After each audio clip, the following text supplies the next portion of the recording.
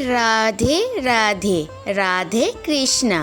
পায়েলের মিষ্টি গোপু চ্যানেলে সকল ভক্তদের জানাই অনেক অনেক স্বাগত। বন্ধুরা, আজকের আমি নিয়ে এসেছি নতুন একটি ভিডিও আপনাদের সামনে। তো বন্ধুরা, এখন চলছে জ্যৈষ্ঠ মাস। বাংলা ক্যালেন্ডার অনুসারে জ্যৈষ্ঠ মাস হলো বছরের দ্বিতীয়তম মাস। আজ জ্যৈষ্ঠ মাসের বৃহস্পতিবার।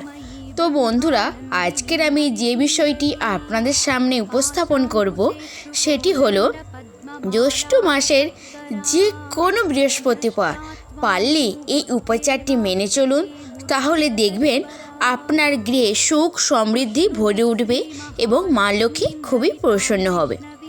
আরও একটি নতুন পর্বে আপনাদের স্বাগত। আশা করি আপনারা ভালো আছেন, সুস্থ আছেন।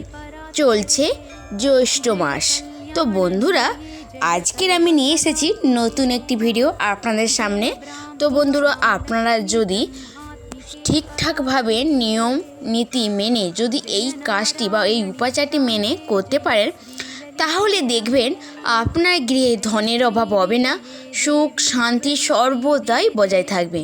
তো বন্ধুরা, আজ হলো জ্যৈষ্ঠ মাসের প্রথম বৃহস্পতিবার।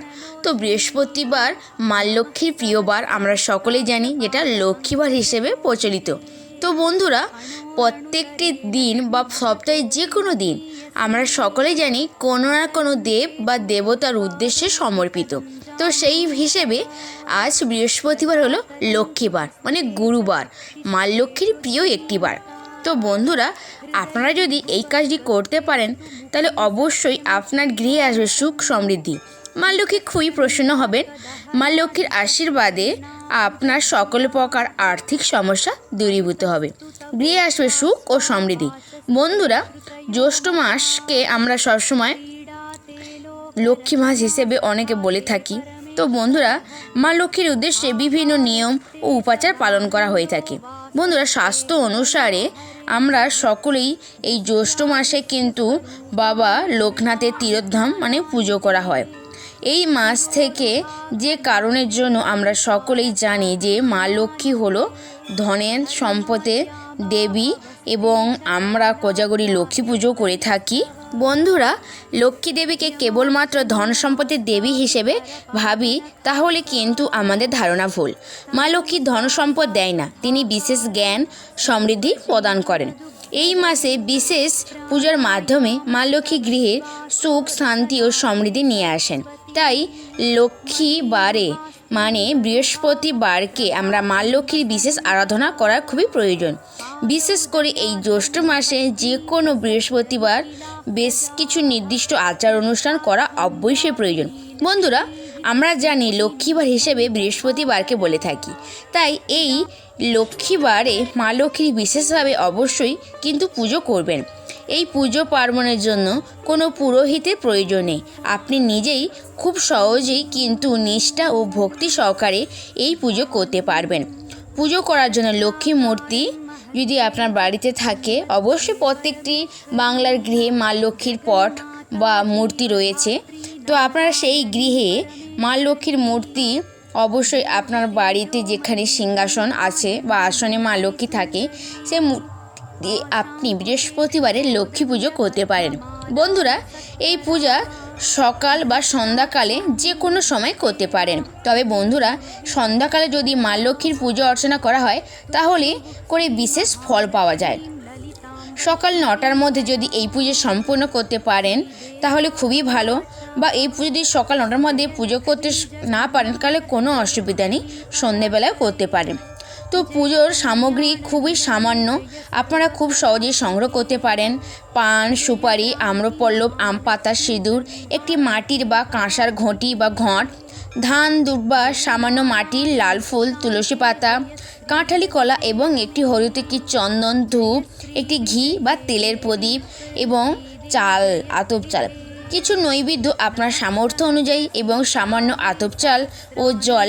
লক্ষ্মী পুজোর সময় এই কাজটি অবশ্যই করবেন।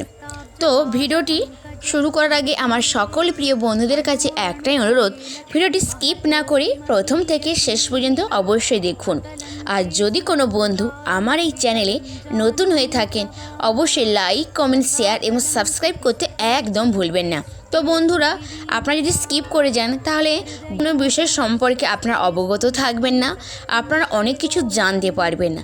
তো মনোযোগ সহকারে অবশ্যই ভিডিওটি প্রথম থেকে শেষ পর্যন্ত দেখার অনুরোধ রইল। তো বন্ধুরা, আপনারা যখন পুজো করবেন, যখন মা লক্ষ্মীর সামনে ঘট পাতবেন, তখন কিন্তু এই কাজগুলো অবশ্যই করবেন। তাহলে যাদের বাড়িতে মাটি আলপনা অবশ্যই দিবেন এবং পুজোর সময় পুজোর স্থান পরিষ্কার পরিচ্ছন্ন করে নেবেন। ধূপ ও একটি ঘিয়ের প্রদীপ জ্বালিয়ে নেবেন। পুজোর সময় কখনো কিন্তু অন্যমনস্ক হবেন না। মন স্থির করে মায়ের আরাধনা করবেন এবং ভক্তি ভরে মাকে পুজো করবেন। বিনা মন্ত্রে পূজা সম্পূর্ণরূপে সিদ্ধ হয়। পুজো শুরু করে তাকে প্রথমে আপনারা অবশ্যই বাম হাতে কিছু গঙ্গা জল ও চাল নিয়ে আচমন করে নেবেন। এই মন্ত্রে নম বিষ্ণু নম বিষ্ণু নম বিষ্ণু 3 বার বলে আচমন করে তারপর হাত ধুয়ে নেবেন এবং মা লক্ষ্মীর সামনে সামান্য ধান দুব্বা দিয়ে তার উপর একটি ঘট স্থাপন করলেন এবং ঘটে সুপারি দিয়ে মঙ্গল চিহ্ন এঁকে নেবেন এবং মা লক্ষ্মী গৃহে আসার আগমন জানার জন্য একে বলা হয় মানস পুজো। তাই পুজো বৈধ হিসাবে একে নিবেদন করা হয় এবং পেঁচাকে ফুল দেবেন এবং ব্রতকথা নিষ্ঠা সহকারে পালন করবেন। লক্ষ্মীবারে অবশ্যই আপনারা কিছু খাবার কার্য নিবেদন করতে পারেন। তো বন্ধুরা, অবশ্যই আপনারা কিন্তু যে আপনাদের বাড়িতে লক্ষ্মী পাঁচালী রয়েছে, সেতে কিন্তু সেই পাঁচালীতে 12টি মাসের ব্রত কথা লেখা আছে। আপনারা চাইলে অবশ্যই সেই প্রত্যেকটি মাসে, আজ জ্যৈষ্ঠ মাসের প্রথম বৃহস্পতিবার, চাইলে আপনারা অবশ্যই পাঁচালীতে আপনার জ্যৈষ্ঠ মাসের ব্রত কথা পড়তে পারেন এবং লক্ষ্মী পাঁচালী অবশ্যই পাঠ করা খুবই ভালো। তো বন্ধুরা, আমরা দৈনন্দিন জীবনে এতটাই ব্যস্ত যে হয়তো সময়ের অভাবে করতে পারি না, তাতে কোনো অসুবিধা নেই। আপনারা যখন সন্ধ্যাকালে সন্ধ্যা দেবেন, তখনই অবশ্যই লক্ষ্মী পাঁচালী পড়তে একদম ভুলবেন না। তো বন্ধুরা, মনে শ্রদ্ধা ও ভক্তি সহকারে যদি মা লক্ষ্মীর আরাধনা করতে পারেন, তাহলে দেখবেন আপনার গৃহে ধনের অভাব হবে না, গৃহ ধনে ধান্যে ভরে উঠবে। তো বন্ধুরা, আপনারা অবশ্যই আজ সন্ধেবেলায় মা লক্ষ্মী যখন পুজো করবেন, অবশ্যই একটি ঘি বা তেলের প্রদীপ দিয়ে মাকে আরতি করতে ভুলবেন না। এতে কিন্তু মা খুবই প্রসন্ন হয়। আর বন্ধুরা, আজ এই লক্ষ্মীবারে যদি আপনার বাড়িতে কোনো গৃহস্থে যদি কোনো ভিখারি আসে, আপনারা হয়তো তাকে দূর দূর করে তাড়িয়ে দেবেন না। তো বন্ধুরা, কে বা বলতে পারে ভগবান কখন কার রূপ ধারণ করে আপনার গৃহে আসে আপনাকে পরীক্ষা করতে। হয়তো আপনি মনে মনে ভাবেন যে আমি এত পূজা অর্চনা করার পরেও কেন আমার জীবনে সমস্যা থেকে যাচ্ছে, কেন নেগেটিভ এনার্জি দূর হচ্ছে না। যে কাজ শুরু করতে যাই সেই কাজেই বাধার সৃষ্টি হয়, ভালো কাজ কখনোই হচ্ছে না। তো বন্ধুরা, কি করে হবে?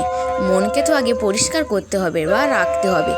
ভক্তি ও নিষ্ঠা সহকারে পূজা করুন, দেখবেন অবশ্যই আপনার মঙ্গল হবে। মা লক্ষ্মী অবশ্যই আপনার গৃহে থাকবেন। তো বন্ধুরা, আরেকটা কথা জানেন যে মা লক্ষ্মী কিন্তু খুবই চঞ্চলা, তিনি কিন্তু একই জায়গায় সব সময় থাকেন না। তা বলে কি তার আশীর্বাদ থাকবে না? অবশ্যই থাকবে। তো বন্ধুরা, বৃহস্পতিবারে অবশ্যই ঘর বাড়ি পরিষ্কার রাখবেন, অবশ্যই পরিষ্কার পরিচ্ছন্ন করে পূজা করবেন। আর কখনোই বৃহস্পতিবারে বা লক্ষ্মীবারে আপনার ঝগড়াঝাঁটি থেকে বিরত থাকবেন। বা যে বাড়িতে সুখ শান্তি থাকবে কি করে যদি ঝগড়াঝাঁটি কলহ লেগে থাকে?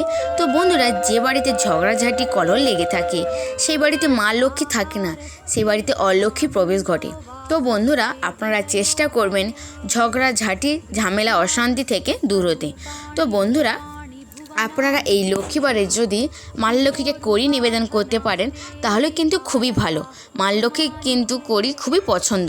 আর চেষ্টা করবেন আজকের কর্পূর দিয়ে আরতি করতে এবং আরতি করার পর সেই কর্পূরের ধোঁয়া আপনার সারি বাড়িতে ছড়িয়ে দেবেন।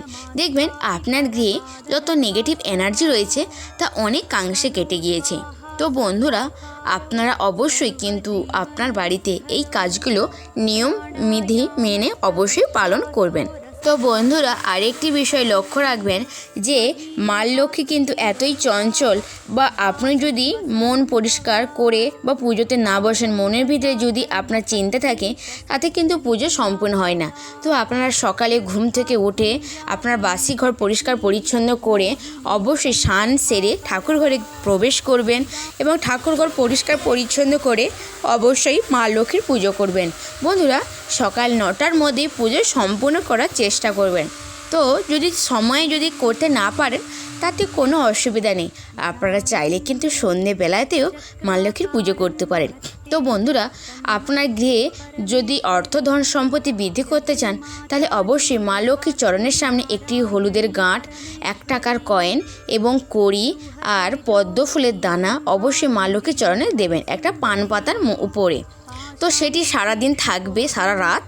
তারপরে আপনার ওই পান পাতায় যে সামগ্রীগুলো দিয়েছেন একটি লাল শালু কাপড়ে বেঁধে সেটি আপনার বাড়ির লোকারে যেখানে টাকা থাকে সেখানে অবশ্যই রেখে দেবেন। এতে কিন্তু শ্রী বৃদ্ধি হয়, মানে ধন সম্পত্তি বৃদ্ধি হয়। তো বন্ধুরা আপনারা অবশ্যই এই কাজটি করবেন, দেখবেন মা লক্ষ্মী অবশ্যই আপনার উপরে কৃপা করবেন এবং আপনার উপরে সব সময় আশীর্বাদ প্রদান করবেন। তো বন্ধুরা আপনার সকল বন্ধুদের কাছে এত সুন্দর মনোযোগ সহকারে ভিডিওটি দেখার জন্য অসংখ্য ধন্যবাদ, এবং ভিডিওটি আপনার সকল প্রিয় বন্ধু বান্ধব আত্মীয় স্বজন সকলের মাঝে অবশ্যই শেয়ার করবেন, তারাও যেন উপকৃত হয় এবং তাদের জন্য মঙ্গল করে মা লক্ষ্মী। তো বন্ধুরা ভিডিওটি আমি এখানে শেষ করলাম। রাধে রাধে, জয় শ্রীকৃষ্ণ।